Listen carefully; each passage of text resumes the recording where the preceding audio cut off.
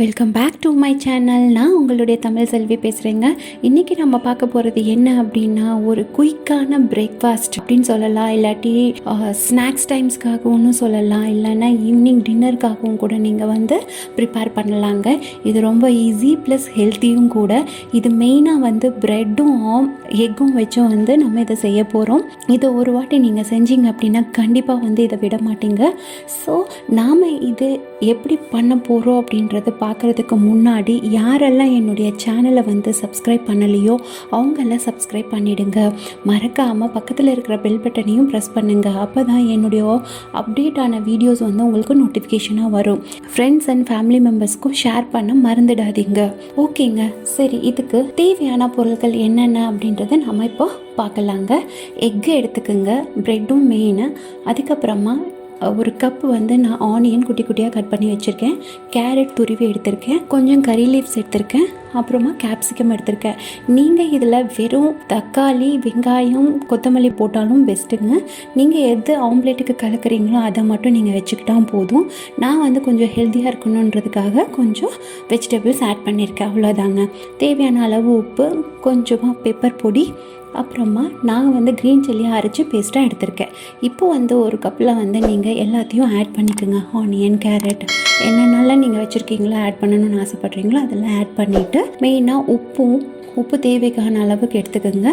அப்புறமா பெப்பர் பொடி எவ்வளோ வேணுமோ அவ்வளோ போட்டுக்கோங்க. போட்டுட்டு எக்கை அதை கூட போட்டுட்டு நல்லா மிக்ஸ் பண்ணுங்கள். ஏன்னா நல்லா மிக்ஸ் ஆகணும். இது கொஞ்சம் திக்காக தான் இருக்கணும்.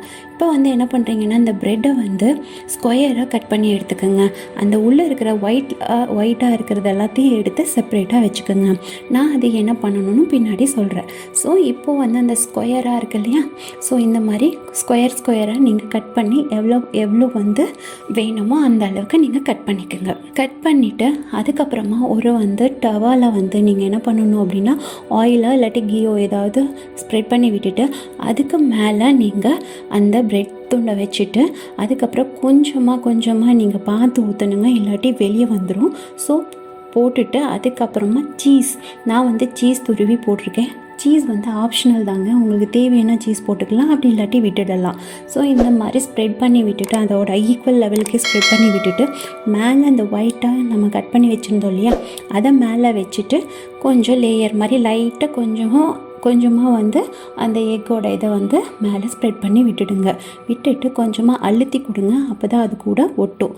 அதுக்கப்புறமா இது எப்போவுமே சிம்மில் வச்சு தான் பண்ணணுங்க, இல்லாட்டி கீழே கருகிடும். ஸோ அதை நல்லா தட்டி கொடுத்து திருப்பி போட்டுட்டு திருப்பியும் மேலே இருக்கிறதையும் கொஞ்சம் தட்டி கொடுத்தீங்க அப்படின்னா உங்களுடைய பிரெட் ஸ்லைஸ் ரெடிங்க. எக் பிரெட் ஸ்லைஸ் எப்படி இருக்குது பார்த்தீங்களா? பீஸாவே மிஞ்சுங்க. குழந்தைங்க ரொம்ப இஷ்டப்பட்டு சாப்பிடுவாங்க. இங்கே பாருங்கள், ரெடி ஆகிடுச்சு. Yummy egg bread slice ready. இந்த மாதிரி ஒரு டைம் நீங்கள் பண்ணுங்கள். கண்டிப்பாக இதை நீங்கள் பண்ணிகிட்டே இருப்பீங்க. இந்த வீடியோ உங்களுக்கு பிடிச்சிருந்ததுன்னா ஒரு சின்ன லைக் கொடுங்க. சப்ஸ்கிரைப் பண்ணாதங்க சப்ஸ்கிரைப் பண்ணுங்கள். மறக்காமல் பெல் பட்டனையும் ப்ரெஸ் பண்ணுங்கள். உங்கள் ஃப்ரெண்ட்ஸ் அண்ட் ஃபேமிலி மெம்பர்ஸ்க்கும் ஷேர் பண்ண மறந்துடாதீங்க. நான் இது போல் ஒரு முக்கிய குறிப்புகளோடு உங்களை மீட் பண்ணுறேன். Until then, bye from Tamil Selvi.